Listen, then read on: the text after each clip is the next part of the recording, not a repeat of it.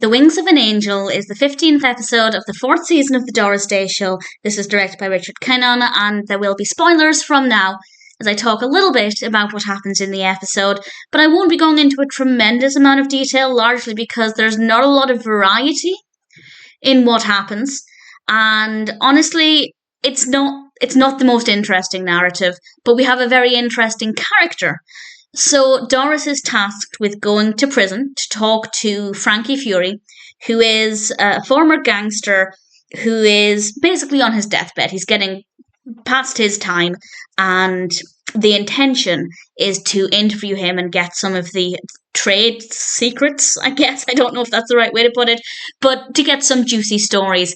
But whenever Doris talks to him, he just wants to talk about this woman called Gertrude and her dog, and occasionally he thinks Doris is Gertrude. And honestly, he's a really likeable character. And I think that's one of the reasons why I actually thought it was a pretty watchable episode. But at the same time, the actual specifics of the narrative are maybe not that fascinating. So as a character, I really liked him, but the specifics, just there wasn't really a lot of substance to it. So it definitely, for me, relied on his personality, but he's in it a decent amount. That being said, I feel like there's something missing.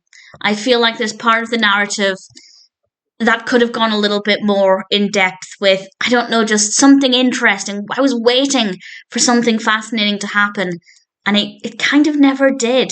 So I didn't dislike it because of the character of Frankie Fury. He's played by Marc Lawrence, and yeah, he was a really, really likeable character. Do I wish we heard some of his stories? Not necessarily. I don't think that's what was missing, because the absence of stories was the interesting fact. The fact that he was more interested in telling tales or talking about his past and a woman he loved and her dog.